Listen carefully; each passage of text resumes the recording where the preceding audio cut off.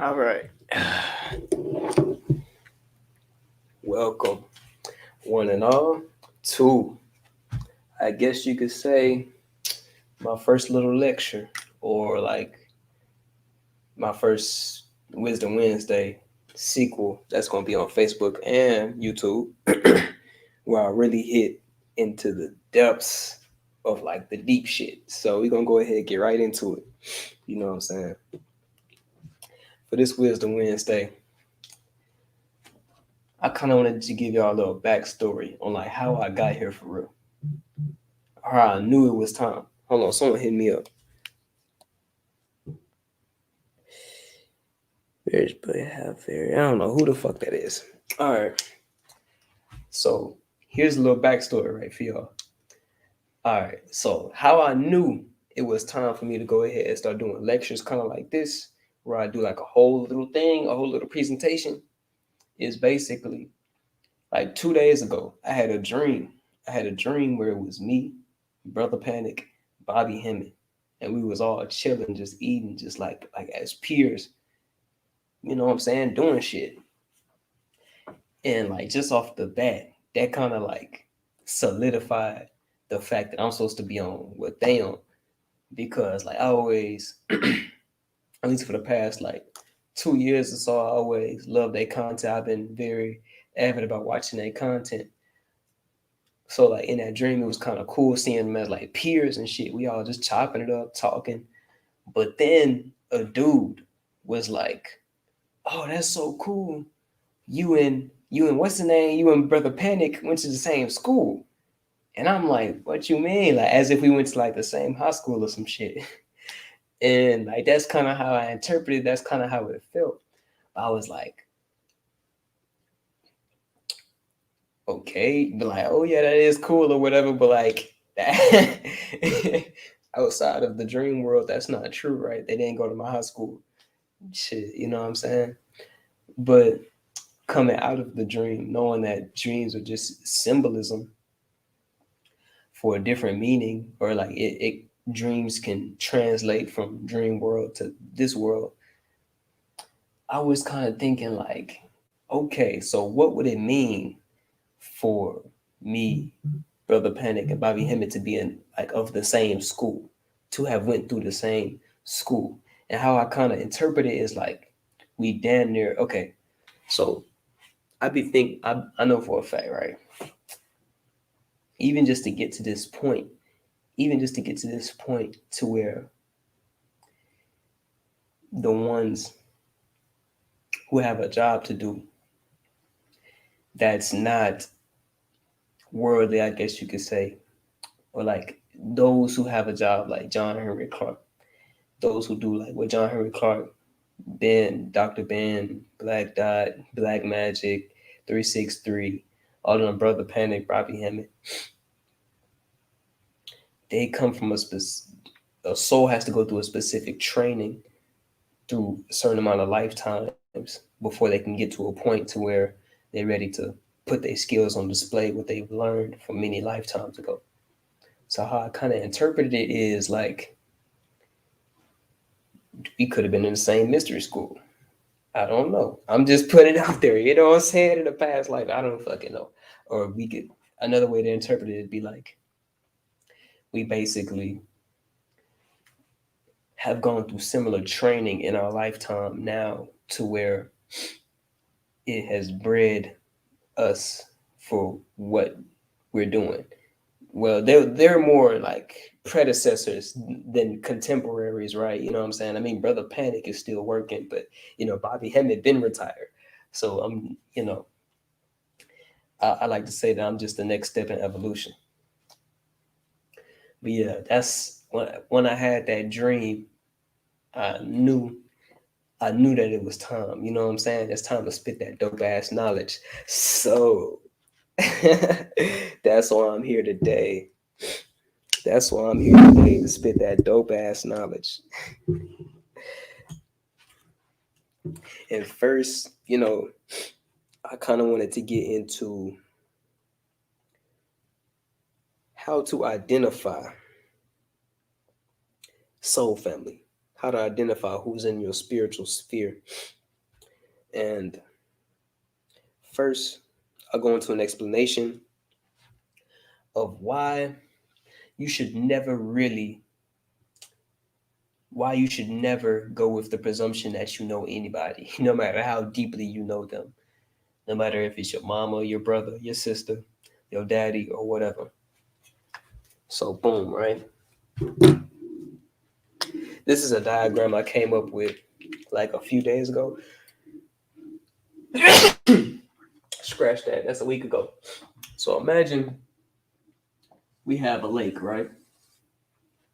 Yeah, like, is this dry erase? Okay, yeah. I don't even have like, oh shit. Hold up. What's good, God? What's good with you guys? You caught me right in the middle of Wisdom Wednesday, my dude. Oh, it's not. Now I'm on. Let me hang up and I catch you on the live then. Oh yeah, for sure, for sure. Okay. Yeah. All right. My bad about that. My bad for the people watching this in the future. Because like y'all gonna be like, what the fuck? But like I don't even have any viewers right now. So like I'm like, yeah, I gotta hit up my viewer, like, hey yo, viewer, pull through.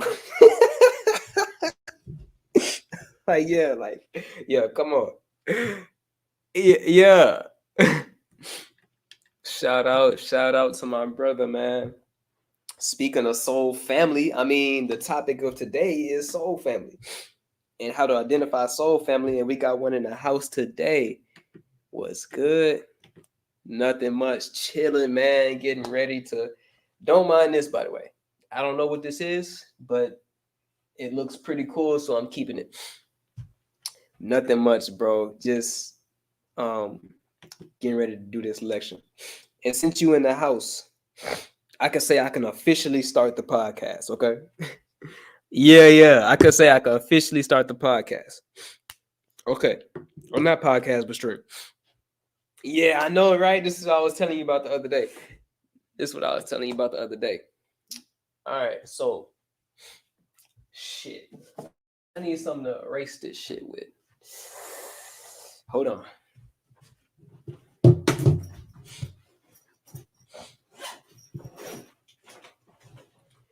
Scratch that. I ain't erasing nothing. Okay. So basically, let me give you like a rundown of why or like how I got to this point, right? And I think it's a pretty interesting story that ties in with like yeah, I'm not gonna be able to erase that shit. That ties in with my spiritual journey. So, like, basically, 3 days ago, right? Or 2 days ago, I had a dream where it was me, Brother Panic, and Bobby Hemmett. And it wasn't like I was asking them shit or like trying to get some information out of them.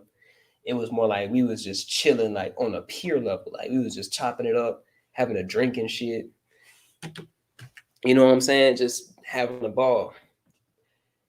And then like some dude came out like out of nowhere. He was like, "Oh shit!" Like the presumption was like, "Oh shit, you, Bobby Hemmett, Brother Panic, that's so cool. Y'all all went to the same school," as if it was like we all went to the same high school. And I'm like, "Yeah, that's cool as fuck, right?" In the dream, but like when I woke up, I was like, "Huh, what does that mean?" First, when I woke up, I kind of took the dream as like a symbol, like, "Oh yeah, I'm ready." You know what I'm saying? I could look at Brother Panic, Bobby Hemmett as peers now. I'm on a level type shit. And now I could begin lecturing and start spitting that dope shit to where I could have followers like that type shit, like 30K a stream or some shit. And second, I took the part where my interpretation is like, okay, we went to the same school, right? My interpretation is like, well, from my understanding, right? It takes many lifetimes to get to this point of spiritual evolution to where we can be here. It takes a lot of soul training to intuitively know, like for this lifetime, I know what to do. Like, let's say how I bring it into context is like, as a spirit, Joseph, Dr. Ben, or Dr. Ben, Dr. Clark, Bobby Hemming, Brother Panic, all had to go through lifetimes of training. Yeah, they had to go through lifetimes of training to get to a point where they could, in one lifetime, learn all the dope shit that they learned and be able to disseminate it out to thousands of people in one lifetime. So how I take it is like, either it's from past lifetimes or this lifetime. I've gotten to a point. I've went through the School of Life University. Check us out on YouTube. You know what I'm saying? Up here somewhere. I went through the School of Life, and I've done my training to where now I'm ready. I've graduated, you know what I'm saying, at school, and now I'm with my peers, Brother Panic and Bobby Hemmett. And now it's time for me to get up on my shit, you know what I'm saying, and start spitting that dope ass wisdom. So I just wanted to tell y'all that story just to give y'all a little background of like, yeah, I'm here. But enough talking, you know what I'm saying? Let's go ahead and get into this dope shit. So, first, the topic of today's video is going to basically be how to identify your spiritual family and how there are different degrees to a soul connection, and basically how to identify who's of your vibration and who's not of your vibration, and things like that. You'll really see once we get into it, because I got a lot of points to make. So first off, scratch the idea that you could fully know anybody in your life. Your mama, your daddy, your sister, your brother, your best friend, any of that shit. Scratch that idea. Completely wipe that idea out of your mind. So I'm gonna give you all a little example, right? Yeah. I don't think this is dry erase. Shit, they gonna be mad as hell. Yeah, I'm gonna come back and get like a wipe or some shit for that. What up? All right, let's say, can you even see that? I don't even know. Let's see. I need a bigger marker. I'm gonna do it down here. All right, let's say there's a river, right? And you are in this river, huh? Let's say this right here. Ah, shit. I don't know if it could be seen. Can you see it? They're not real. They just a soul living a human life. Hell yeah. All right. You can see it. Perfect. And that kind of ties into what I'm going to be, the point I'm going to be making. So let's say above this water is the yang realm.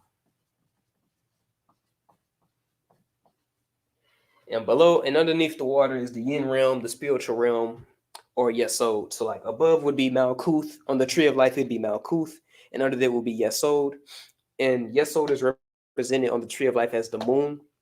So it's basically what's hidden, the subconscious.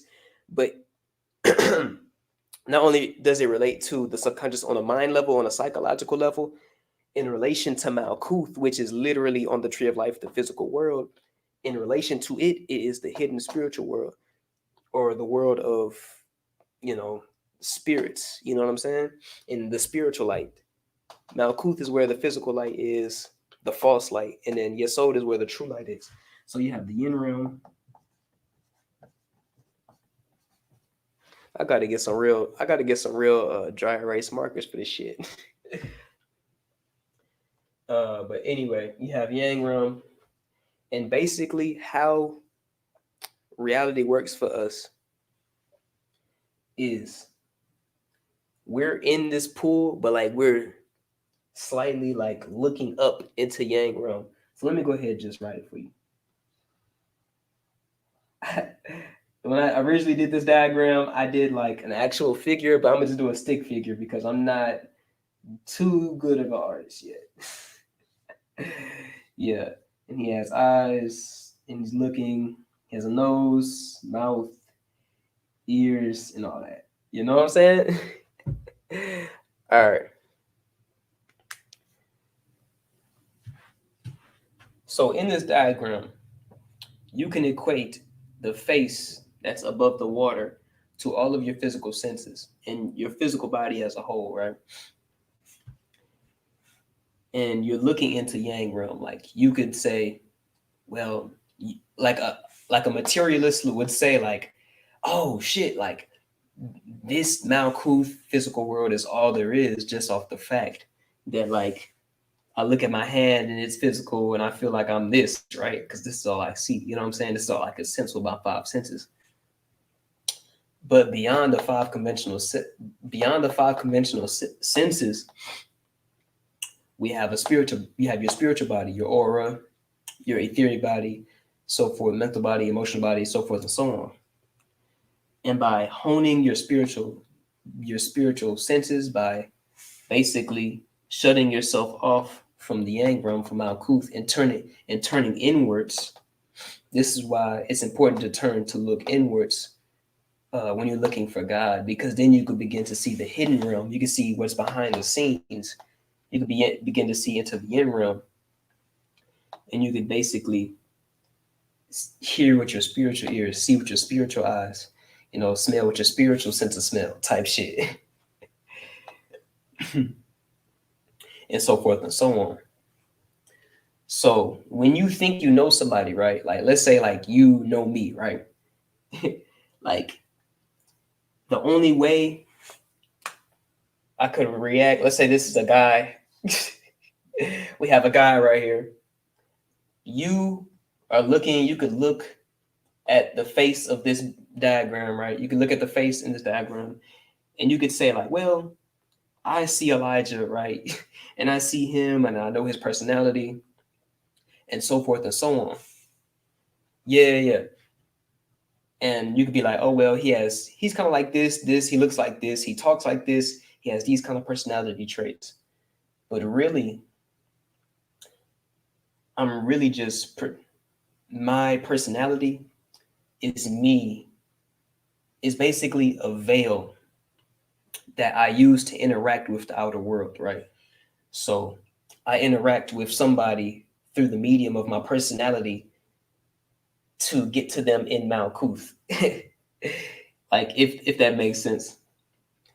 Because like unless you're truly intimately experiencing someone or like you're soul merging with somebody, you don't really get to experience them on a soul to soul, like soul touching level. You know what I'm saying? Like there are connections like this for the most part. Like I know for the fact, like if I think of someone and I miss somebody, they're probably like, for instance, my mama, if I think about her long enough, she's gonna call me because we've been close spiritually. You could say spiritually our bodies touched. But for the most part, since you can't really see that aspect of reality, even though me and my mother, let's say for instance, are close, or me and a girlfriend are close, or me and my friends are close, you even if we do have a soul connection, you could never really truly know what like the in this diagram what the rest of their body looks like, what the rest of their being it looks like, what they're capable of beyond the physical us type shit. Just off the fact that we're interacting through personalities through the outer world. And this kind of ties in with my next point, which is spiritual distance. Spiritual distance versus physical distance. Okay. So, all right, let me try to. All right, so first, we all know physical distance, right? Like me and Brandon, like who's on here, he said exactly. Me and Brandon, who are in two different states, we're in two different time zones, right? We have a physical distance, right? Let's say I was in Chicago and he was in New York. You would say like, oh, we're far apart, like we never met each other physically, so we're not soul family. So you'd be like a regular small Joe guy would be like, so how you calling him your soul family, like your brother or some shit or whatever. Here's the reason. Let me flip it.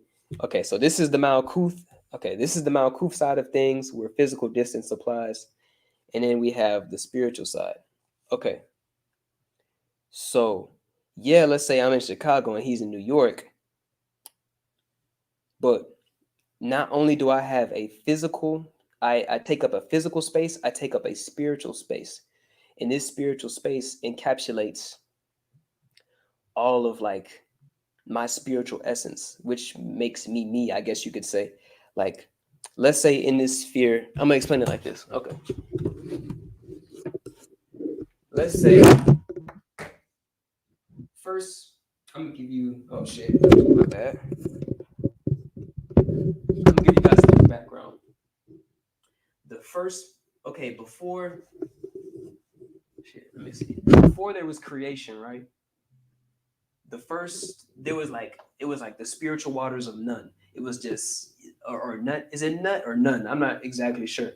But it was like the primordial waters, the triple blackness of space. You know what I'm saying? Such as those things. The first, the first movement, the first movement of God was basically to create a space for himself, for God to create a space or a sphere which he could use as a relative space to move his being. And that creates the seed of life. So this would be like God or whatever. And God created a space. And then God moved forward, created another sphere at the edge of what he could sense, um, like this. And then he moved again, and then again, and then again and again and again and again, forming like the seed of life in the tree of life, which is the birth of our physical reality. But the basis of like the seed of life, even though I drew that so terribly, is the fact that we have an awareness about us. This specific awareness in the pool of nothingness, or the pool of the triple black, is what you could call basically the space that your soul is, what you're aware of. Because your soul is intimately tied in with your consciousness and your awareness. So let's say like we have a guy here, right? We're looking at his spiritual awareness. What is he aware of? What is he aware of metaphysically? Um, so we got a guy, so like a part of his sphere is like he's aware of like a lot of sex or whatever, you know what I'm saying? Another part of his sphere is like intelligence, oh well, nah, I'm not gonna use it like that. I'm gonna use a little more broad.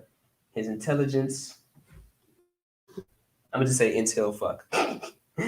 Intel, his intelligence, his aura. Let's see, emotion, because you know you have an emotional body, and so forth and so on, right? And these are all of the things he, on a soul level and beyond the physical, is aware of, right? And of course, there's more things, right? Let's say we have this guy, right? And we had another person who is a soul, right?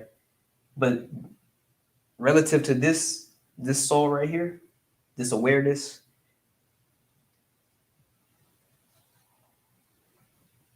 they both share a similar awareness of intelligence. They share a similar intelligence, a similar genius, which basically connects them. So, have you ever walked into a room? This happened to me because I'm in college right now. So, like, have you ever walked in a room and you like full of people, but you instantly clicked up with like a specific person? Yeah, I'm glad you. Yeah, yeah. I need to invest into an eraser.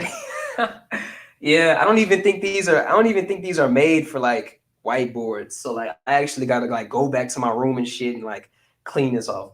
But like, fuck that. I gotta get this point across. Exactly, right? So like I used the example of intelligence the other day because I walked into one of my classrooms and I had like a white guy, and like me and him just instantly clicked up. And I was like, well, he doesn't seem spiritually inclined, right? But I'm I like, even just for myself, right? I have like 9 Mercury placements in my natal chart, so I'm very intelligent. I'm very intellectual. I could be very analytical at times, but I've learned how to balance it out. So his sphere probably encapsulates, let's say, 30% intelligence, right? 30% of his awareness goes to intelligence. My sphere of intelligence, like spiritually, we're in the same kind of sphere. Even though we could be 30 meters away from each other, spiritually, we're kind of, we could, from his point of view, let's say, if he was to look at me, he could see a part of himself because he sees a little bit of his intelligence within me, within my sphere, if that makes sense. And based on this scale, you could have a person who's not spiritually connected with you. Like you could have an enlightened yogi here. You can have a yogi here, and a an NPC here. They, okay, shit. The levels of spiritual awareness are so different that they would have no connection. You probably wouldn't even notice this person if you were to walk into a room, and even if you try to interact with this. Oh yeah, like I do have like 9 placements. Exactly. We're a reflection of the people we see in our lives. So when we click up with somebody, what we're when we interact with their personality and we find that it clicks, we're seeing aspects of our own personality reflected in them, and it's a coherent resonance between you and another person. And what we call soulmates, I don't see it as like we have like one soulmate. I just see it as like we have people that are more close to us in our spiritual sphere. So, like a friend would be like, this close, but a soulmate would be like, like this close. You know what I'm saying? And this is where instantaneous, like when you see somebody, you just know that like that's the love of your life type shit. Yeah. That's what I'm thinking. It's just people that's in your spiritual spirit that you really can connect with. Well, we also do have like soul contracts for learning and growth. Um, but you never know. Like a soul contract could be like a karmic contract. You could, you know what I'm saying? Because soul contracts are just you're agreeing with another soul to interact in a certain way for you to learn a soul lesson, so you could basically transmute the trauma and shit like that, and basically get closer with God. Which is I'll also explain that too. So basically, when and like how my mother and father met up, the way that she tells me is like as soon as they locked eyes, they just knew like it was perfect because they are in the same spiritual sphere. Metaphysically, their awareness is very linked up, and they can see a lot of each other. They can see a lot of themselves within the other person.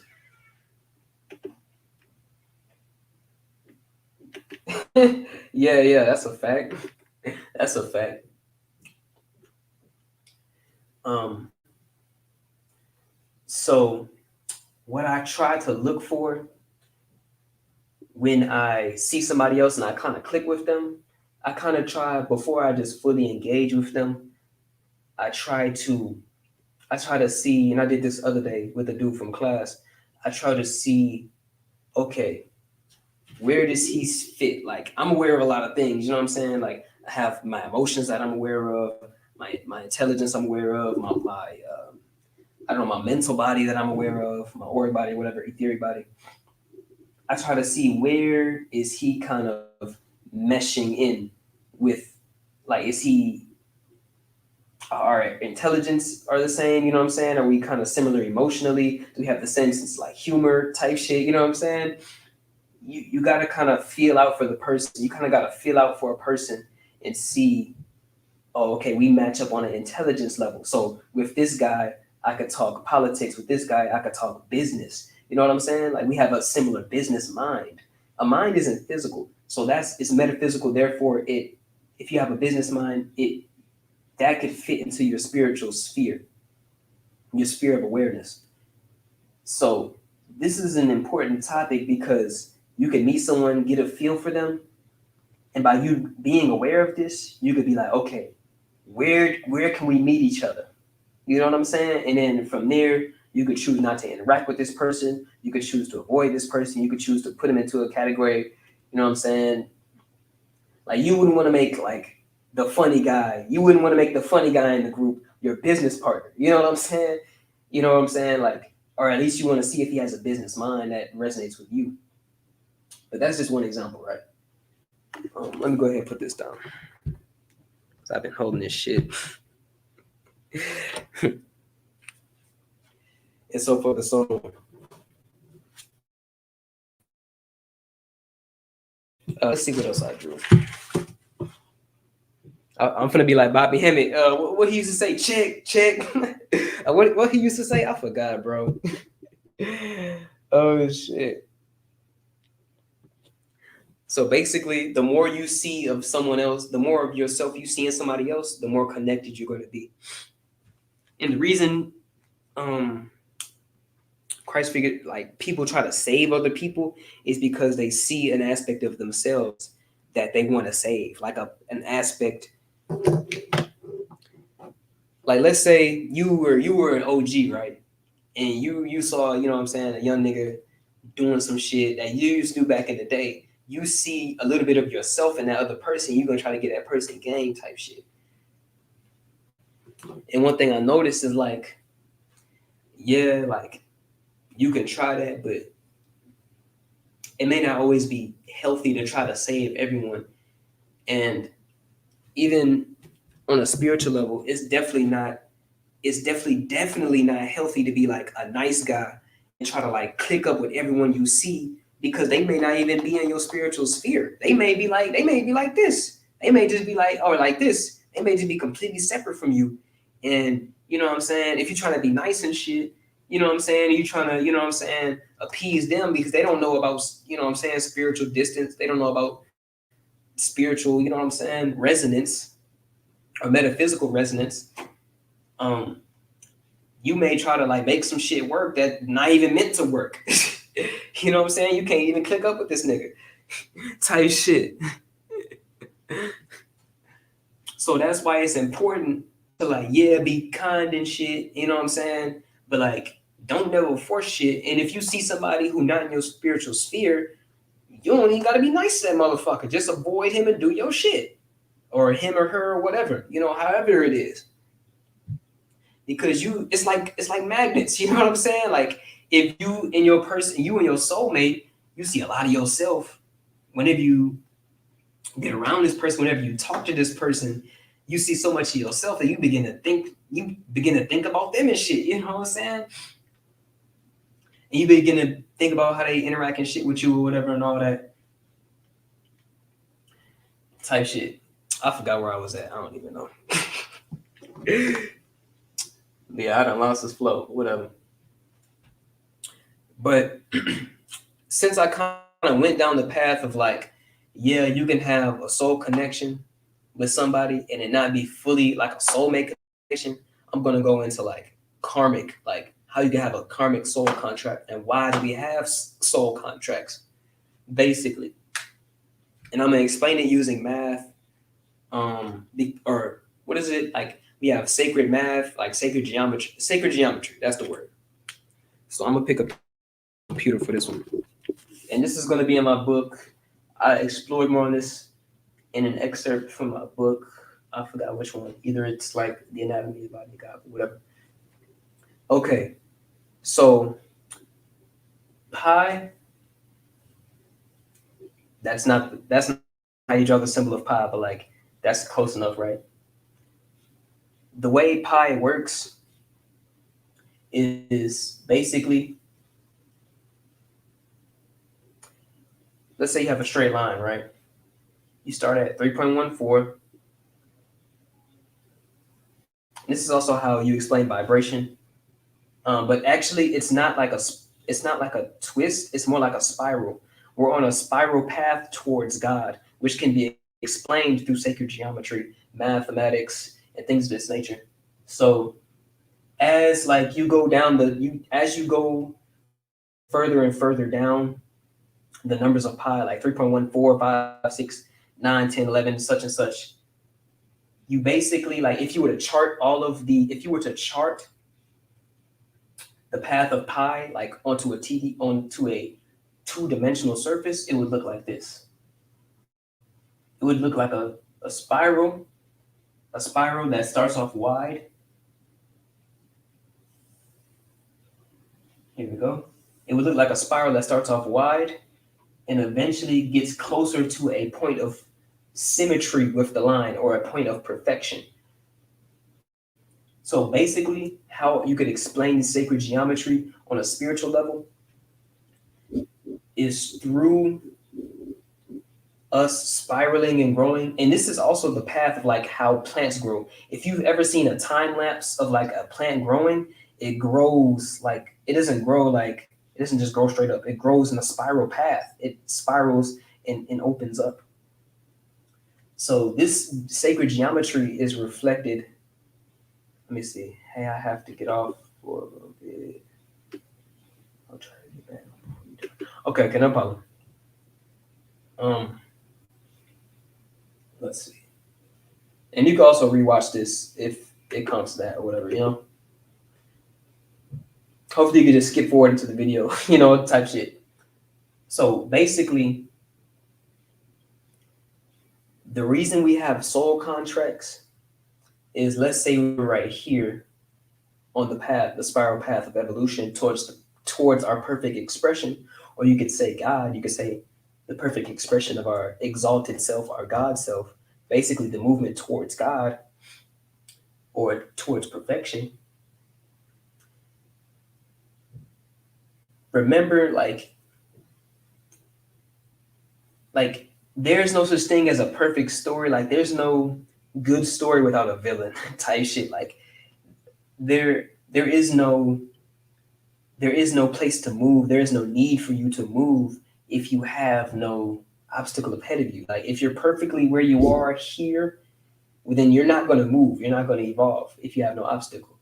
So you may make a contract with somebody, like, what I'm saying, someone who's going to be your wife that's going to like fuck over you. But she may teach you like forgiveness. She may teach you patience. She may teach you virtues that like the virtues of Maya or some shit. She may teach you she may teach you virtues, and she may give you obstacles to overcome, to which you can open yourself up to unconditional love, and then you can get closer to God. Basically, you could become more spiritually aligned, and you could basically spiral up towards your perfect expression, your perfect God self, basically. I'm gonna go ahead and put this down.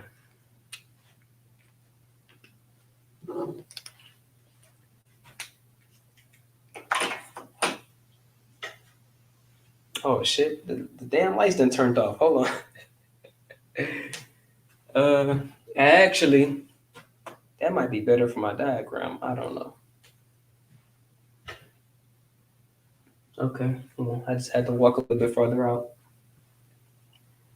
But basically, sometimes our soul needs an obstacle to overcome in order for us to realize more of our true nature, more of our God self. Yeshua once said a while ago, I'm not sure what Bible verse it was, but basically he was like, do not know that ye are gods? He was basically saying, like, do you not know that you are the perfect expression? You know what I'm saying? You're just on a spiral path of evolution to realizing that perfect expression through spiritual evolution, through understanding the virtues of God. People like to say God is good, right? The reason, like the simplified version is like, the reason God is good is because everything is working out for everything is working on your path to get you to this point. Like no matter how bad your life seems, no matter how fucked up it may seem, there's always a lesson to be learned that's going to spiral you up towards your perfect expression. Therefore, God is always good, because like you could always learn no matter how fucked up your situation is. You know what I'm saying? You could always evolve no matter what confines say, no matter what the world is saying, whatever the world is communicating to you that like you're limited and you're fucked up and like you broken shit. You know what I'm saying? Fuck that. There's still an opportunity to spiritually evolve. Like all the bullshit I've been through, man. Like it's a lot of bullshit, and I've definitely been blessed too. But you know what I'm saying? It was the bullshit that kind of forced me to see like the brighter side of things, the highest perspective of things, to where I could be like, for instance, like before I made it to college, I was living with people who weren't particularly in my spiritual sphere. So for my on a soul level, it was a toxic environment, even though physically it was a perfect environment. Like I ate and whatnot, but spiritually it was a toxic environment. And their in some of their consciousnesses was like hate, and where they were in some of their mental space it was hate. Some of in their emotional space it was, you know what I'm saying, negative energy. In my spiritual sphere, I don't contain those things, so it's just to be in close proximity was toxic. But being around people like that, when I could have been irritated and I could have been pissed off at my current situation, I could instead look at the brighter side of things, look at the highest perspective of, try to look at the highest perspective of things and kind of like align with that ideal, basically. So, like, let's say I'm here, right? I haven't fully learned the lesson of unconditional love. If I'm around a bunch of people that are like pissing me off type shit, and they're basically like mad as fuck at me, what I can do is basically look at like what is the how can I have unconditional love for myself and for them at this current moment, and then like you realize like okay, they know not what they know not what they do basically. Um, they're basically letting their mind run them instead of running their mind, and you can have unconditional love for the people that are trying to piss you off, and you can align with that ideal, and you can align with the ideal of unconditional love for your enemies, let's say, and you can move along the spiral path of evolution to your perfect expression or the highest ideal of self, or you could spiral up towards God, basically. You know, Yeshua said, "Ye are gods," and basically, then I don't know when he said this, but like, know thyself. Basically, the only thing you need to do is know yourself, the highest expression of yourself, your exalted self, and therefore you rise up to the status of gods, but through spiral expression. And the good thing, the good thing about this is like, yeah, in the beginning of your path, it's gonna be you're gonna have large ups and downs or whatever along your spiral path. But eventually, once you get to the upper echelons of self knowledge, and you learn how to handle yourself in pretty much any situation, and you learn how to see the God in others and the God within yourself, shit becomes easy as fuck. Because you're really at this point, once you get to the higher echelon, you close as fuck to God, you close to the virtues, you're patient, you know what I'm saying? You seek out love instead of hatred, instead of violence. You know what I'm saying? You seek the peace of your highest expression. You seek the peace of God, and therefore you just don't give a fuck. Like shit, you could just step over obstacles. Like I could tell you, like the shit 2 years ago, I was like the demons, let's say like the demon of procrastination, the spirit of procrastination, the spirit of laziness, lethargy, depression. Like 2 years ago, when I was like, when like, you know what I'm saying, I wasn't as close to my highest ideal. Those shit seemed like unclimbable walls. But now I'm kind of like up here, let's say just theoretically, I step over procrastination. I just get shit done. You know what I'm saying? I don't, you know what I'm saying? Like I notice when I feel sad or whatever, when I need some healing, but I ain't just depressed out here. You know what I'm saying? So what's important to know is to look from the highest perspective, look from a cosmic perspective on your human life. Because what's problem is most people are looking on a human level. They're not looking on a God level. Like, you know what I'm saying? Like for instance, on a God level, we are all one, right? And what I like to say is all paths return back to God.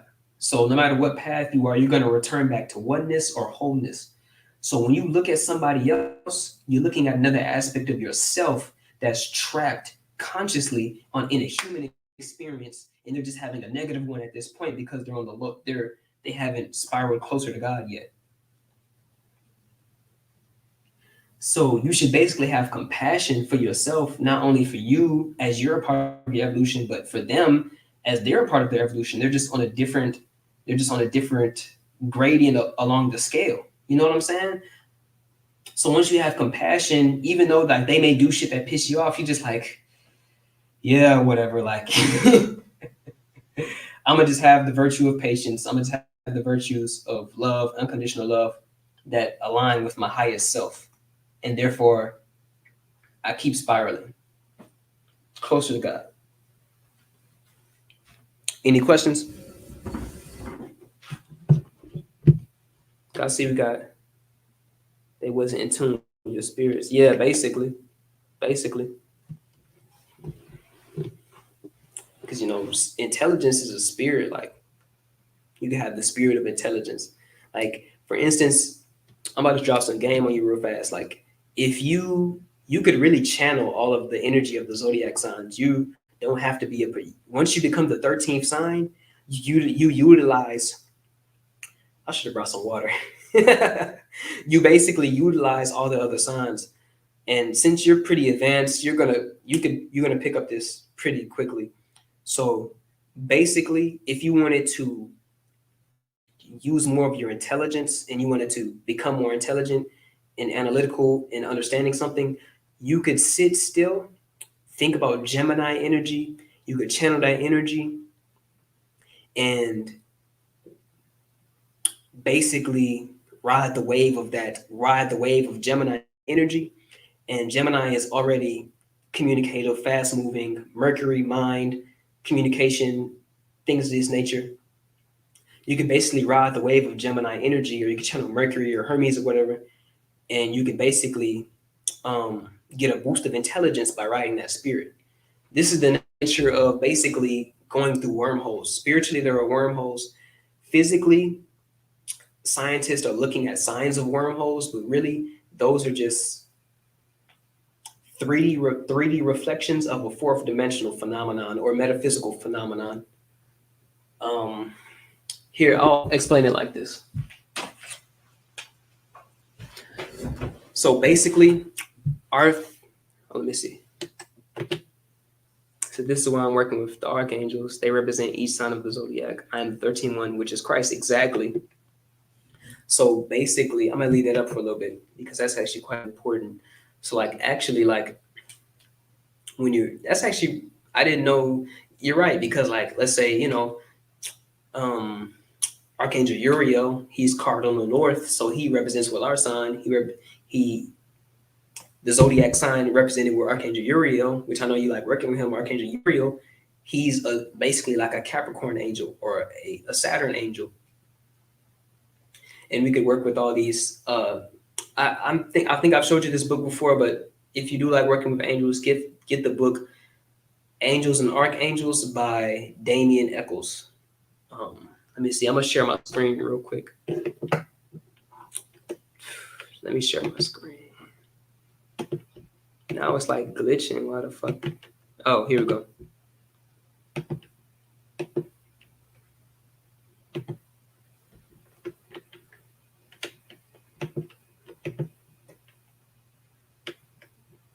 Here, I'm gonna go ahead and pull it up for you, bro. Oh yeah, Azazel, aka the angels of death.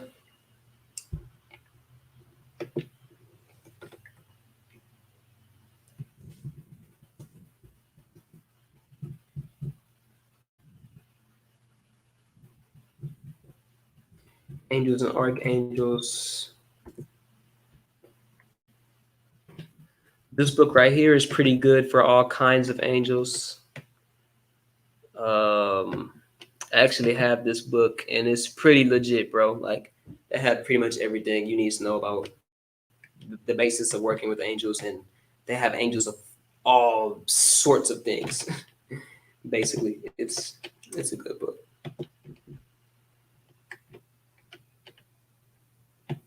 Oh, it's called Angels. Here it's called Angels. I'm gonna type it in the chat.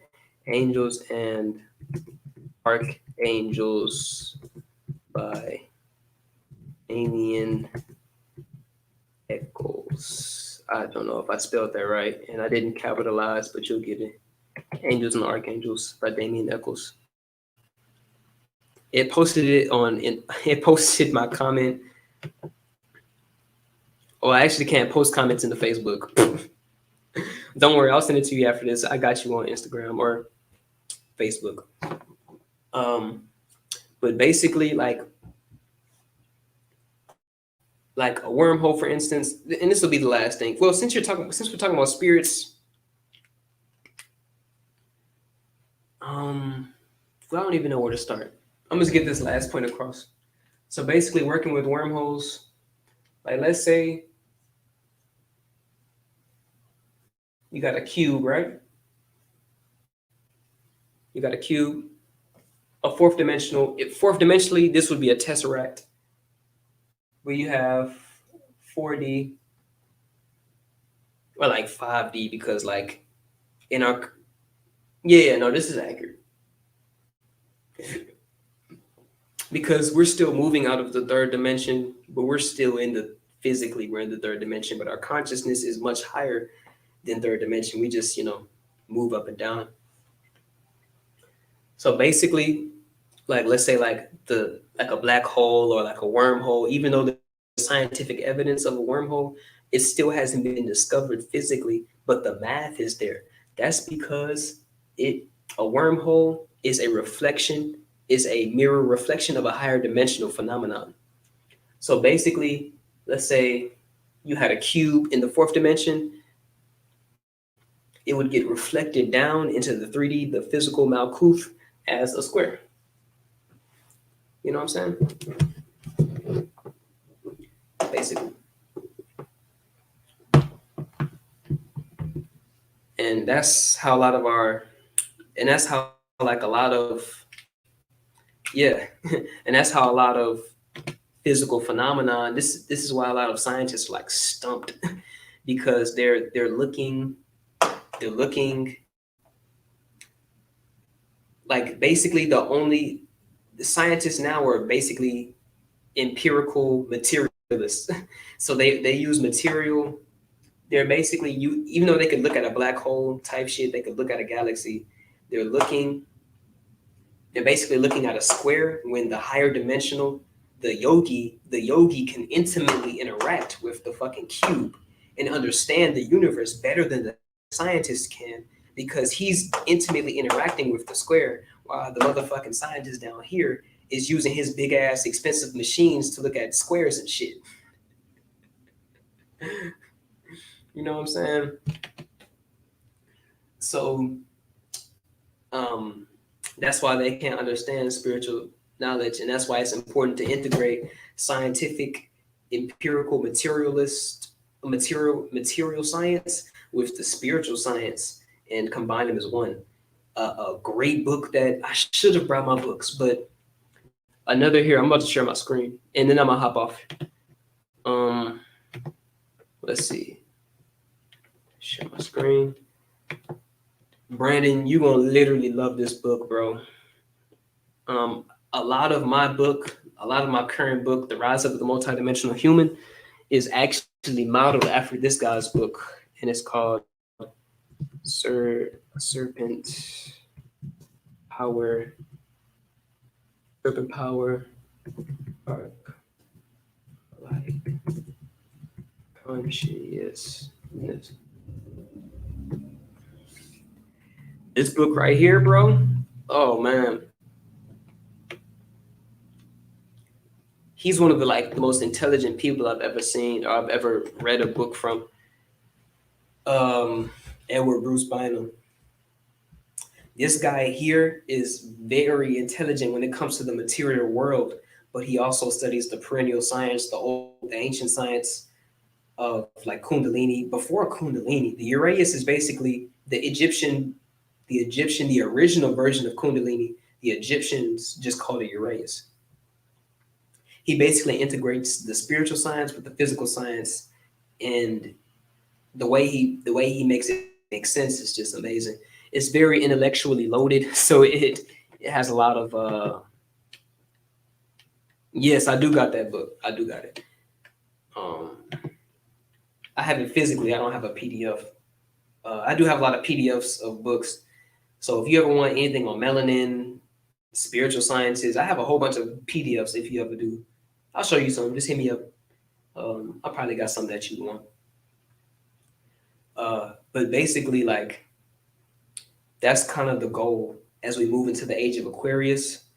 Um, Remember, Aquarius energy is like, well, basically the code word for the age of Aquarius is the age of information.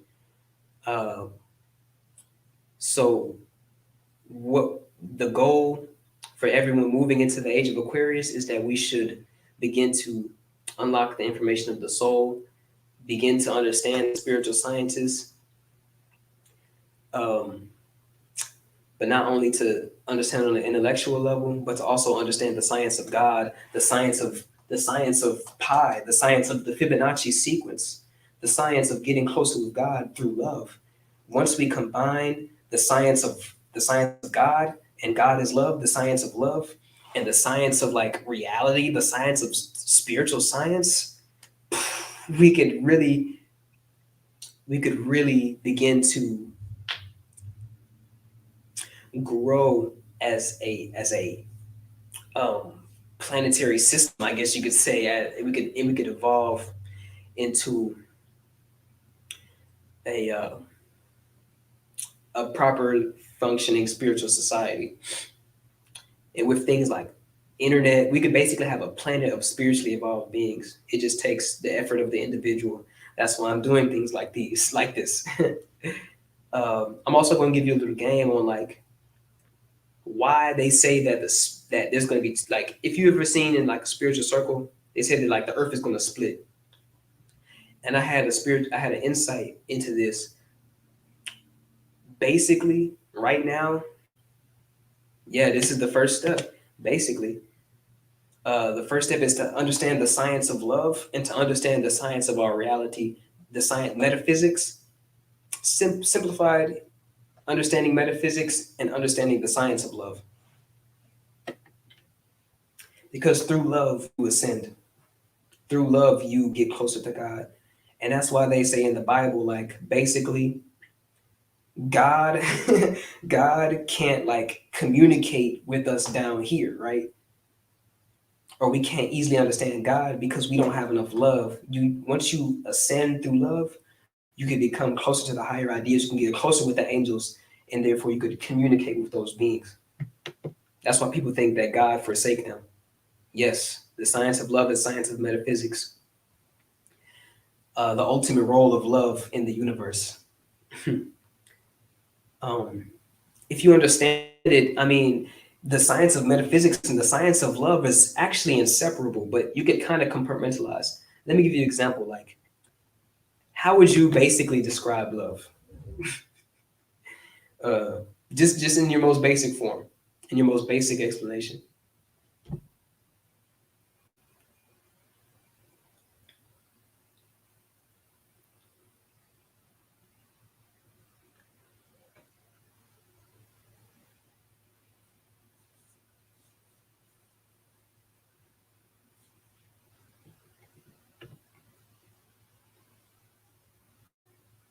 Let's see.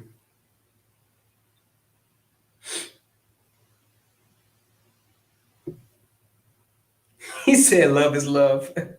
Yeah, love is love. That's like saying a potato is a potato. Yeah, well, when you love someone, you're attracted to them. You want to get closer with them. You want to just be in their space, right? Like if you have a soulmate, you see a lot of yourself. You want to be around that person and all that, because you could talk about something and resonate with it on a deeper level. But basically, like the basics of like love is like attraction. You know what I'm saying? I kind of equate this with that's how we even have the physical universe. How I say it is like love is the glue that holds reality together. Because through love, you know what I'm saying, through the attraction of your molecules, through the attraction of you can't love others without showing love to yourself first. Yeah. Like I get that because like let's say you were like a pacifist, like you were a blood in a room full of Crips. You know what I'm saying? Y'all complete opposites. You wouldn't love none of them. So but you was in a room full of bloods. You see, you know what I'm saying? You could kind of relate with that because you're a blood, and then you have camaraderie and love within that group or whatever. But yeah, but I say on a that's actually true. The natural function of the universe is for the universe or God to love itself. Therefore, all of the universe, all of nature works together to build, to basically to cooperate and to evolve along the spiral path of evolution. It's only through the ignorance of humanity do we create mindsets of lack or hatred or violence.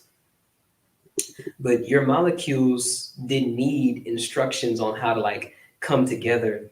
You know, it was a mutual attraction. Boom, and they all boom come together to form muscle groups, organs, and then your entire body. And understanding that the natural function of love is attraction, um, you could basically say that love is the glue that holds this universe together. So basically, I'm just saying that to understand, just communicate that the science of love is intimately tied with the science of metaphysics. It says, bro, how you going to show love to others when you still have hatred to yourself? How you going to show? How you going to show love to others when you still have hatred to yourself? Well, I don't know. Let's say like I don't know. Like I guess you could be. It could be more like infatuation, but like is that the highest form of love? I said, bro, how you going to show love to others when you still have hatred to yourself? Facts. Is that the highest form of love? What do you mean? What do you mean by asking? Is that the highest form of love? Are you saying like the highest form of love is like hating yourself and loving somebody else? Well, basically, to love someone else, love must come from your being. Like love must radiate from your being, and another person must trigger that. I'm not saying that you can hate yourself and love somebody else. I'm not saying that. Um, I could feel like, well, let's say you could kind of misconstrue what love is. Basically, you could be like infatuation for a celebrity. You could have so much admiration for a celebrity, like you love that celebrity, but you could technically, theoretically, not really like too much have. Well, there's always a. I feel like this is a degree of self love. Like if you, the opposite of love, I guess you could say is hatred. So like if you truly hated yourself, you would like beat yourself up. No one has just pure self hatred. Some people cut themselves, but I think that's the feel stuff. Like they want to feel or something. I'm not sure. I've never done that before. Hell yeah, come on. Let's see how I can get. I can invite you.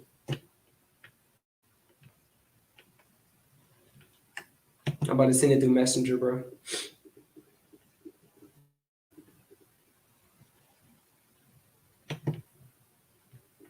I got you, dog.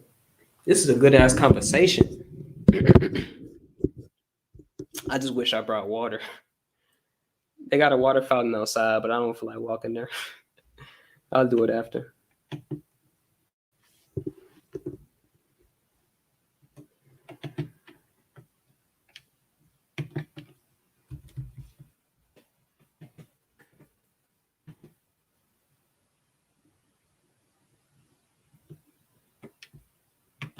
I sent you an invite.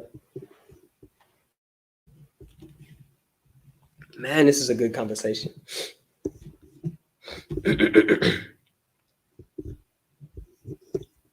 And it should pop up to where I can accept you. If not, just type in the chat. And I got you.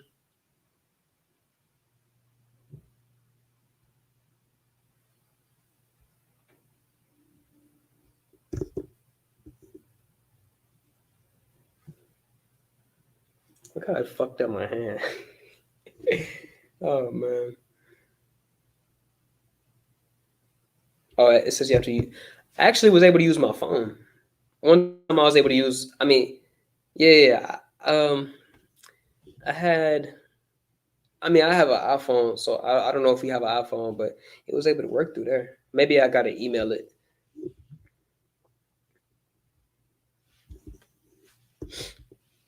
Yeah, I think I used email when I had hopped on my phone.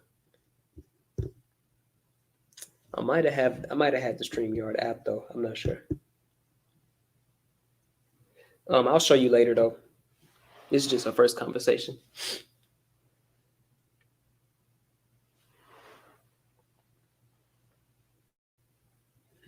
It'd be cool to have like a projector in here too. I might have to just bring one. I think I could buy like a portable one. And I could like project on here or some shit. I think that'd be cool. Here we go. You see me? Sorry. You see me? What's good? What's good? Okay. Unmute your mic real fast. And let me connect to. Give me 1 second.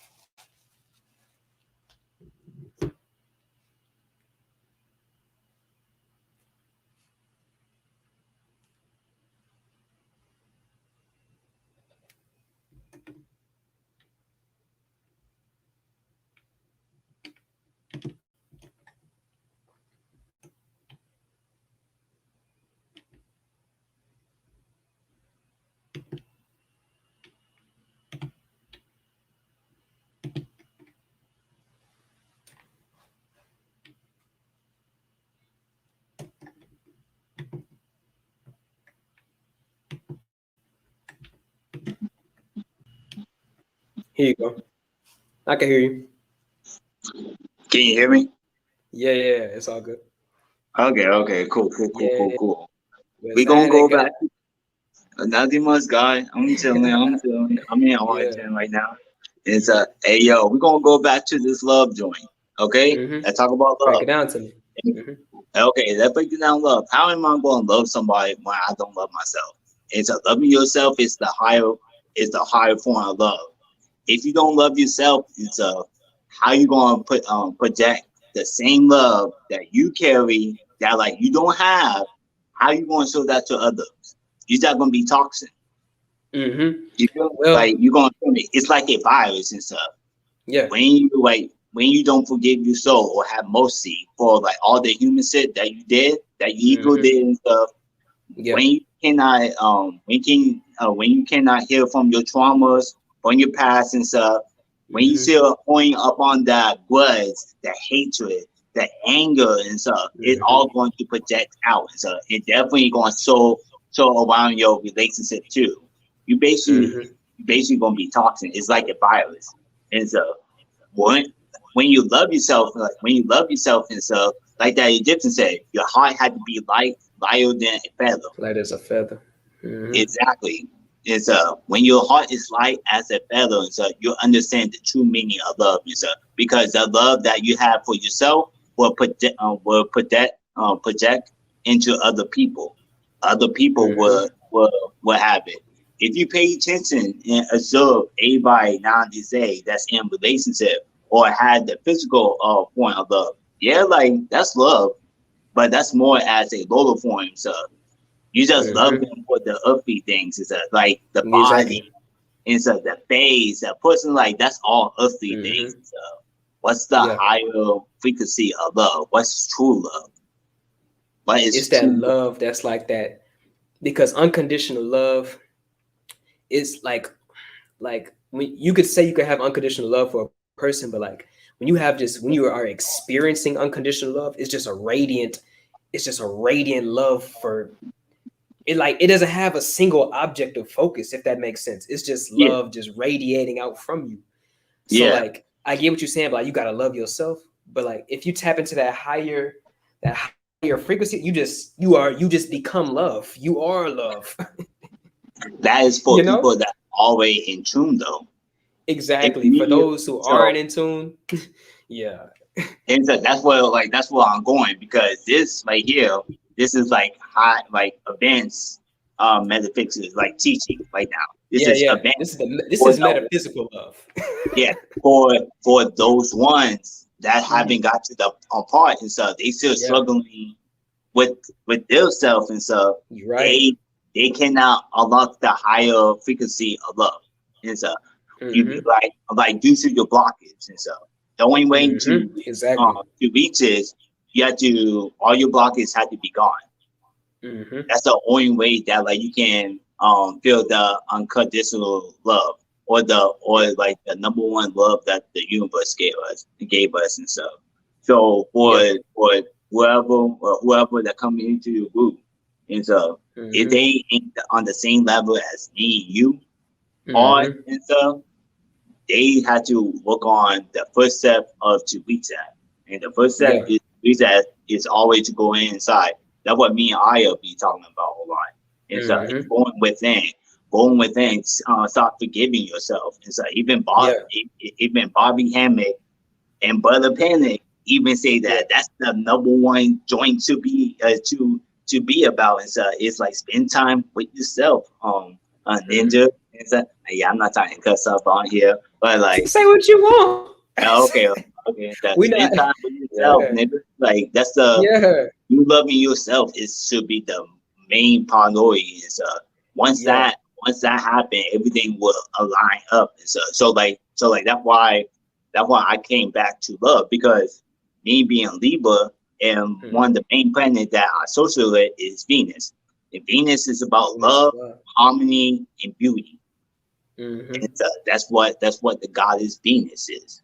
And Hmm. so me diving in with that, me being part of that energy, being a part with that planet. So I learned a lot about true love and stuff.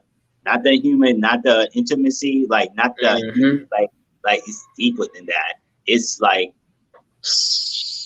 That's all I said. Like the metaphysical love is like you can't even contain it. You can only describe it as divine love, as experience, as becoming love, as you will be and love. to How gain that love and stuff. Going, um I see what you're saying. Like the blockages. Okay, so basically here's how it works. Like a person who isn't self-actualized, let's say, I see what you're saying, like a person that's lower on the totem pole of actualization. I'm gonna have to wrap it up soon because my thing's about to die. I forgot to bring my going charger. back.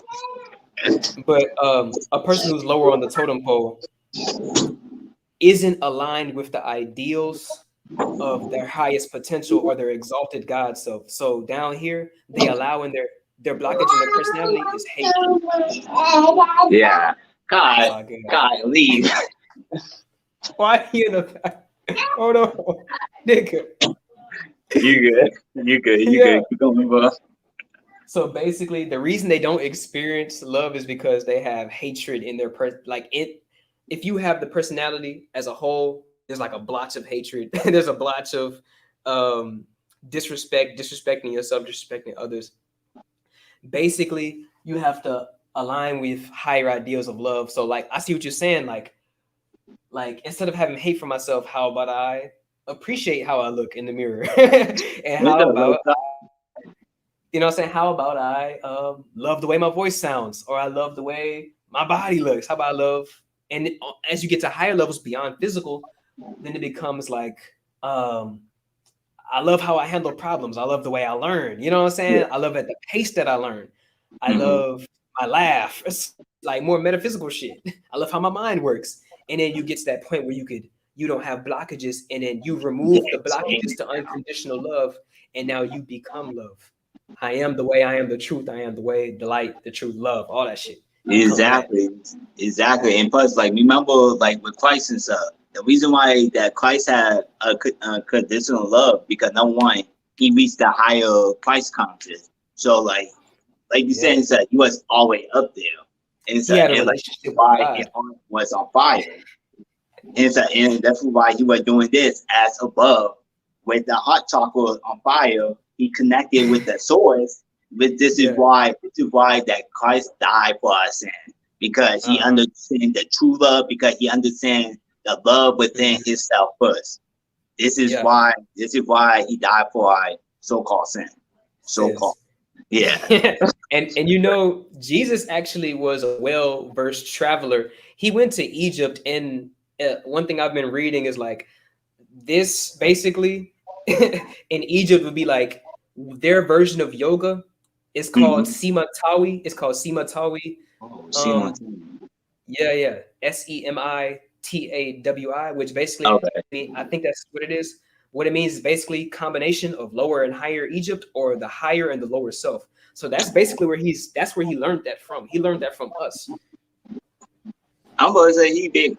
If you want to put the character is basically us, and it's just a Yeah, yeah. regular He only character that putting yourself into it. exactly because we could see me and you, of course, we could see a lot of ourselves in Jesus. That's why I Oh, read hip, the Bible. That's why I kind of like the Bible. I I don't really fuck care for with the the Bible. Bible.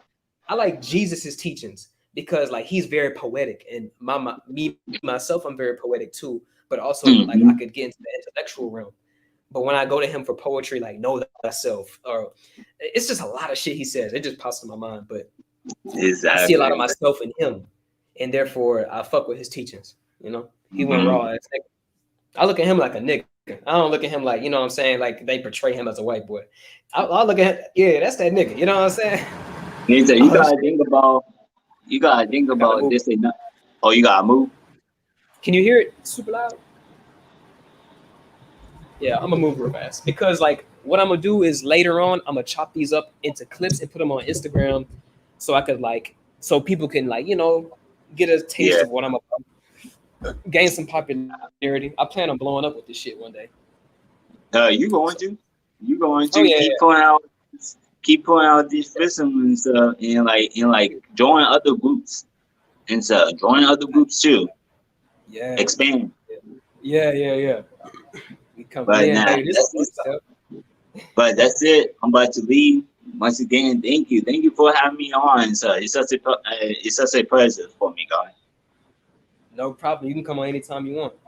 Yes, I got you. I'm going to hit you up later on once I get home. I'm about to Hmm. head home right now. Once I Yeah. get back home and stuff, probably like over here, like at 6 or 7 over here. Hmm.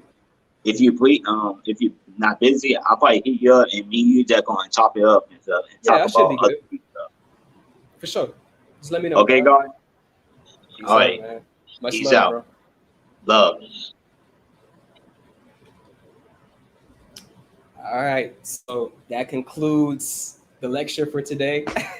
It feels so weird to even call this a lecture, like because I remember when I like first before I even started YouTube, like I was so scared to even have my voice heard. Like I was scared as fuck, like to be like, what will people think and shit.